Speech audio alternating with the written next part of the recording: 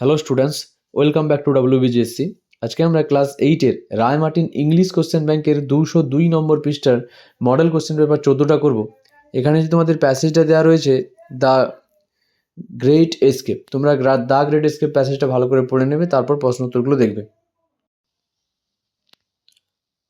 প্রথম question, Subhas dash Akbar Shah to meet Subhas cabled Akbar Shah to meet Subhas Akbar শাহকে telegram করেছিলেন দেখা করার জন্য। আকবর শাহ মেট সিসির ইন কলকাতা। আকবর শাহ সিসিরের সঙ্গে কলকাতায় দেখা করেছিলেন। The meaning of the word frontier is border. Frontier শব্দের অর্থ হলো সীমান্ত। Akbar Shah and Sisir went to a shop in central Kolkata. Akbar Shah এবং সিসির মধ্য কলকাতার একটা দোকানে গিয়েছিল। Complete the following sentences with the information from the text. Akbar Shah was a co-worker in the freedom struggle against British Raj. আকবর শাহ ছিলেন একজন ব্রিটিশ রাজের বিরুদ্ধে স্বাধীনতা সংগ্রামের সহকর্মী। Sisir also purchased a suitcase, a bedroll, shirt and পিলোজ।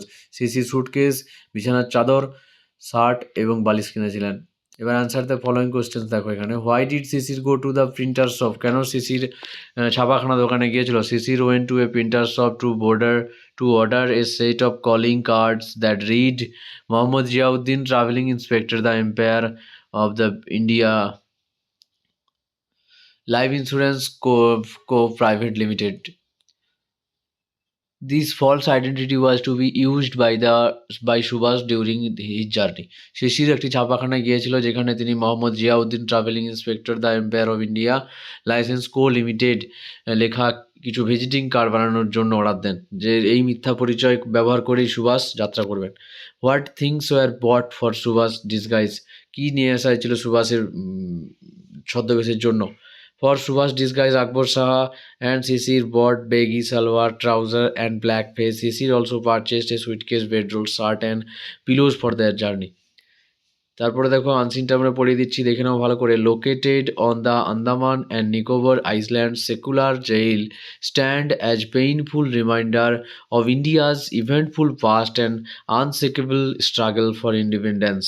Andaman Nicobar দ্বীপপুঞ্জে অবস্থিত Cellular jail ভারতের ঘটনাবহুল অতীত এবং স্বাধীনতার জন্য অবিচল সংগ্রামের এক বেদনাদায়ক স্মারক হিসেবে দাঁড়িয়েছে। Built by British between 1896 and 1906, this structure was designed to silence freedom fighter, but instead it became a symbol of India's realize and determination. কি বলেছে? built by the British between, এটা গঠন করা হয়েছিল ব্রিটিশদের দ্বারা বিটুইন 1896 1896 থেকে 1906 খ্রিস্টাব্দের মধ্যে। দিস স্ট্রাকচার ওয়াজ ডিজাইনড, এইটা ডিজাইন করা হয়েছিল টু সাইলেন্স ফ্রিডম ফাইটার, চুপ করানোর জন্য ভারতীয় স্বাধীনতা সংগ্রামীদের। বাট ইনস্টেড, কিন্তু এর পরিবর্তে, it became a symbol of India's resilience and determination, এটা ভারতের দৃঢ়তা এবং সংকল্পের প্রতীক হয়ে উঠেছিল।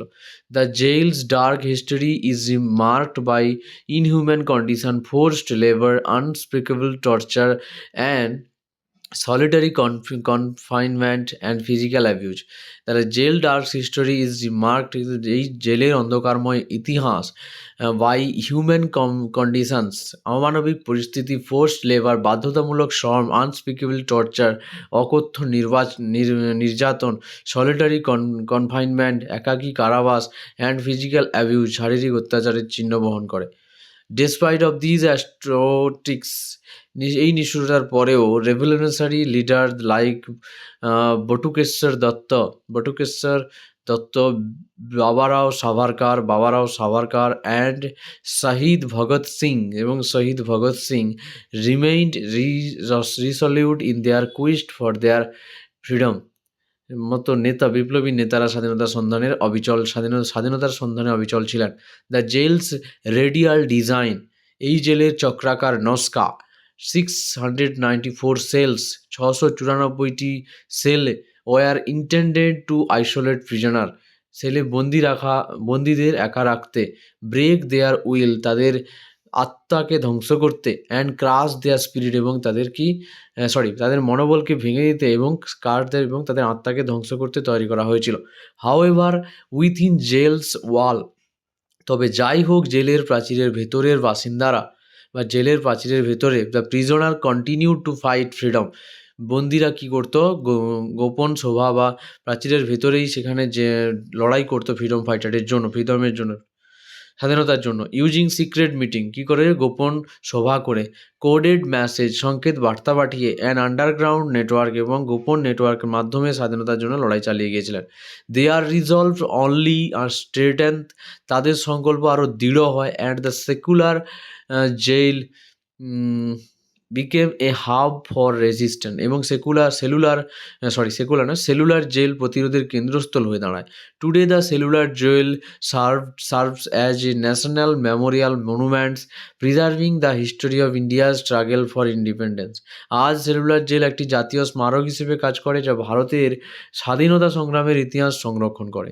The jail was declared a national memorial by then prime minister of India Morarji Desai in 1979।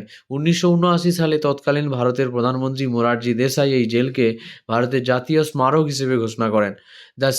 The eternal flame lead by former prime minister Morarji Desai burns brightly, symbolising the nation gratitude to its brave martyrs.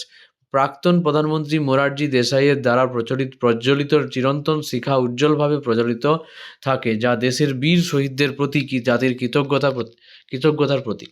As visitor walk through the jail corridors, যখন দর্শনার্থীরা জেলের করিডোরের মধ্য দিয়ে হাঁটেন, they are met the haunting echoes of the past, তারা অতীতের ভয়াবহ প্রতিধ্বনির মুখোমুখি হন। দ্য সেলস নাও এমটি, এখন সেলগুলো বা জেলটা ফাঁকা। Speak volume about their sacrifice made, সেই আত্মত্যাগের গল্প, সেই ফাঁকা জেলটা যেন আত্মত্যাগের গল্পগুলো বলে, যা একসময় এখানে ঘটেছিল। Cellular jail is more than a historical monument, cellular jail একটি শুধুমাত্র ঐতিহাসিক স্মৃতিচিহ্ন নয়, it's a testament to human resilience, a reminder of sacrifices made for India's independence, এটি একটি মানুষের সহনশীলতার প্রমাণ, ভারতের স্বাধীনতার জন্য করা আত্মত্যাগের একটি স্মারক, and symbol of a nation's unshakable commitment to freedom fighter, এবং দেশের স্বাধীনতার প্রতি অবিচল প্রতিশ্রুতির একটি প্রতীক। এইবার আমরা প্রশ্ন উত্তরে যাব, ভালো করে দেখে নিলে তোমরা। The cellular jail was build to silence the freedom fighter, cellular jail গঠন করা হয়েছিল স্বাধীনতা সংগ্রামীদের কণ্ঠ রোধ করার জন্য। Cellular jail is primarily known for India struggle for independence, cellular jail মূলত ভারতের স্বাধীনতা সংগ্রামের জন্য পরিচিত ছিল। Fill in the chart with the information from the passage থেকে ইনফরমেশন নিয়ে চার্টটা পূরণ করতে হবে তোমাদের। The two revolutionary leaders who were imprisoned in the cellular জেলস, দুজন বিপ্লবী নেতা যাদেরকে এখানে বন্দি রাখা হয়েছিল, বটুকেশ্বর দত্ত, বটুকেশ্বর দত্ত এবং বাবারাও সাভারকারকে। তারপরে the jail design and the 694 cells were intended to isolate prisoner, break their will and their crush their spirit, বন্দীদের একা রাখা এবং তাদের মনোবল ভেঙে দেওয়া এবং তাদের আত্মাকে ধ্বংস করা, এটাই ছিল এই 694টি জেলের বা কক্ষের main motive. Give a suitable title to the passage, the cellular jail a symbol of struggle and sacrifice, cellular jail সংগ্রাম এবং আত্মত্যাগের প্রতীক। এবার দেখো এখানে ফিল ইন দ্য ব্ল্যাঙ্কস, এখানে আর্টিকেল প্রিপোজিশন দিয়ে পূরণ করতে হবে। The student from a neighbouring school are going on an excursion to Darjeeling with their lead teacher, একটি পাশের স্কুলের ছাত্ররা তাদের শিক্ষকের সঙ্গে দার্জিলিংয়ে এক ভ্রমণ যাচ্ছে। তারপরে দেখো এখানে fill in the blanks with appropriate verb of the given ব্র্যাকেটের মধ্যে যে ভার্বগুলো আছে সেগুলোকে সঠিকভাবে বসাতে হবে। তো আমরা এখানে বসিয়ে দিয়েছি, দেখে নাও। Frederick the great was very strict with the soldier under his command, one day he was stopped by a soldier as he was leaving for inspecting the barracks, the soldier boldly asked why you are so severe to them.